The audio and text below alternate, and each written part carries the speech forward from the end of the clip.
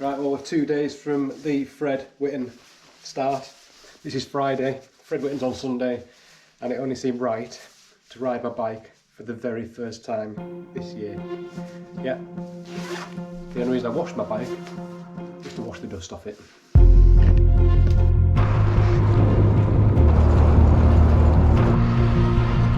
Right.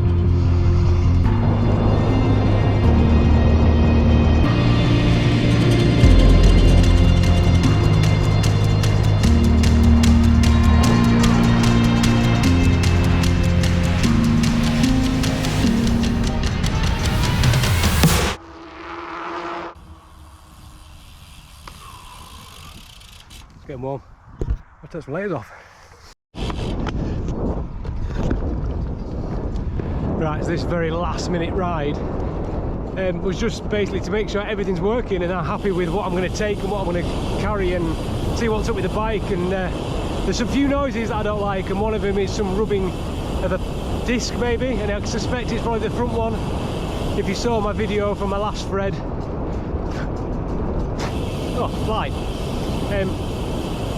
I only had one back brake because the front one was rubbing dreadfully. So this ride was also to check out and to make sure whatever I'm wearing on the day is comfortable. But what I am telling you, so what has happened now, I've got on the bike, I'm not comfortable, not because I have any clothing, apart from it being a bit snug. My stem length is way too long. And I keep having to sort of stretch out and ease my back.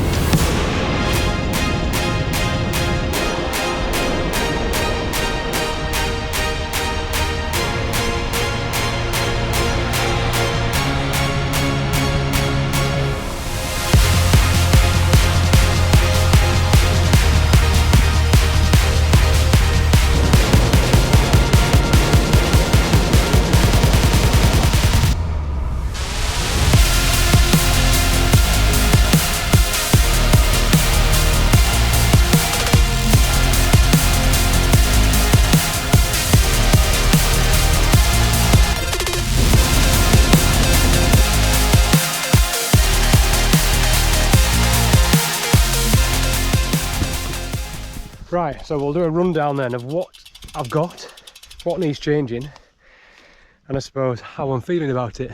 And to be honest with you,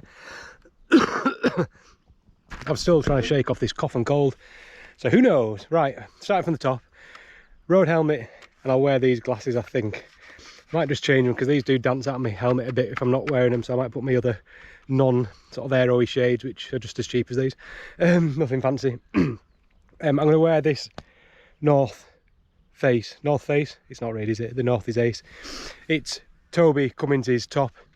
It's a cold dark North top, and it's white, which is going to be handy if it's going to be as hot as it is today. Working down, the bibs that I've got on, all this stuff is just going to go in the wash when I get back, and they're going to get dried tomorrow, ready for Saturday. So blue, obviously, to match the blue.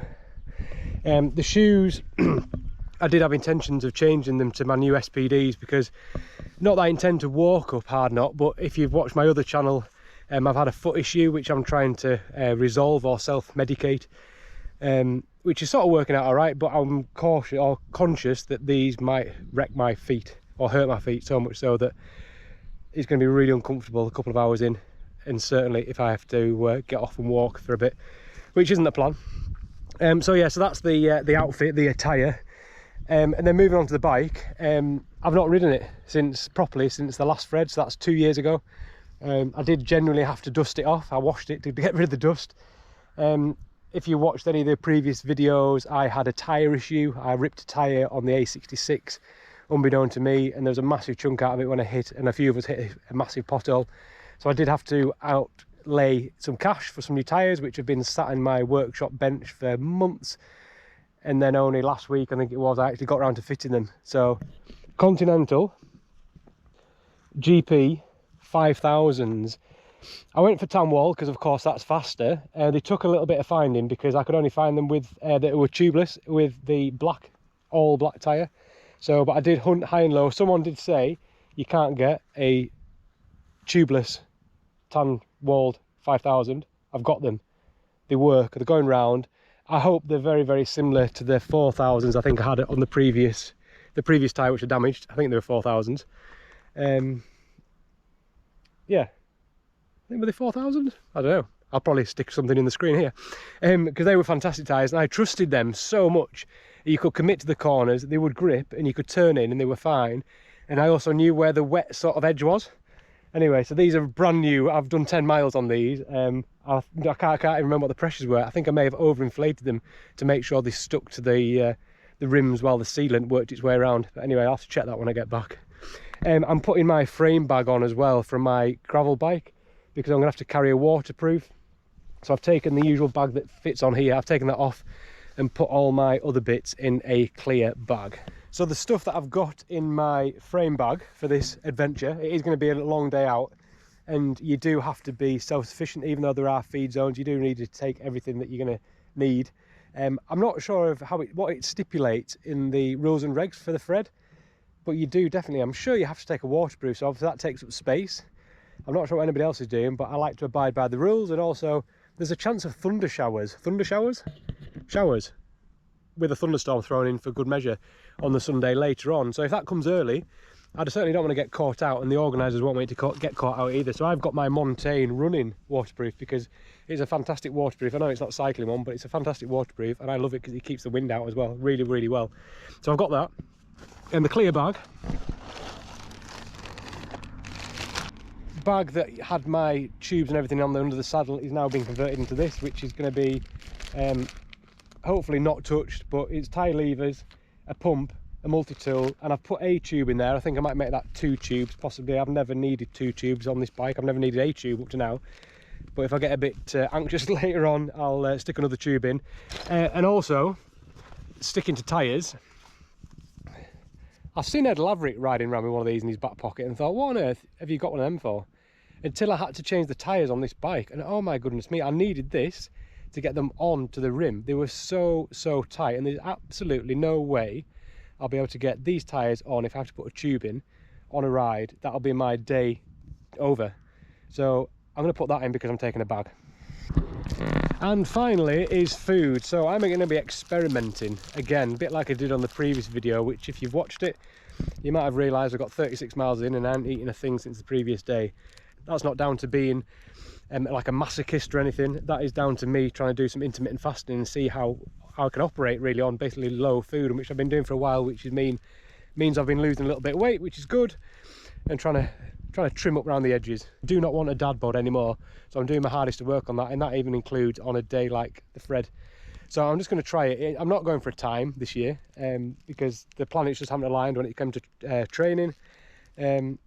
And it's just a bike ride at the end of the day, so I'm just going to see how far I get without food, and then I'm going to switch to things like cereal bars. I've even got the shot blocks, which I absolutely love, but they are just basically sugar, and also I'll stick a couple of gels in, but that is all sugar, and I don't really want to eat sugar, but it is the most convenient thing to eat on the bike.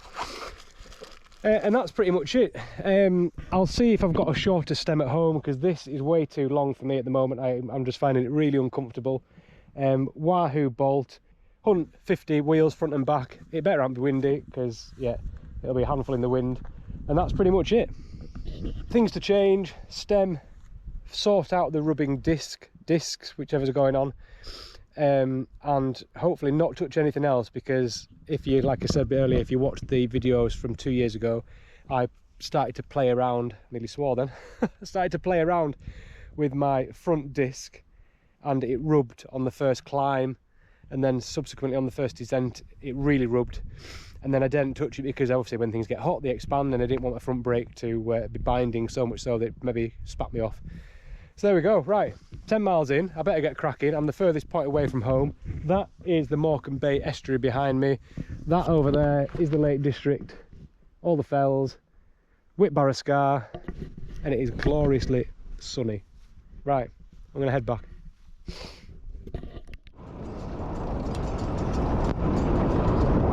So the only other 3 things that I've thought of that I've not got with me are gloves, which I'll definitely need, because one, the descents with no gloves are a bit sketchy, and also in the morning it'd be cold, and I'm going to pack arm warmers as well.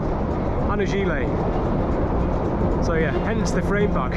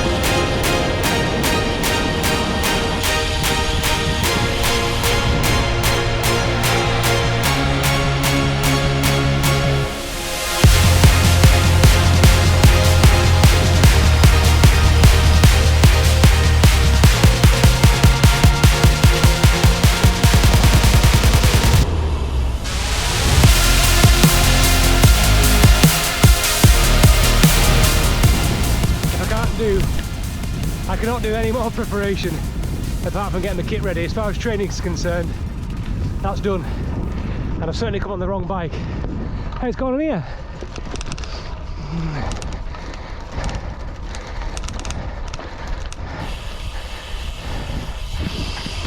Right, that was a tarmac road last time. Oh, last time I came down here.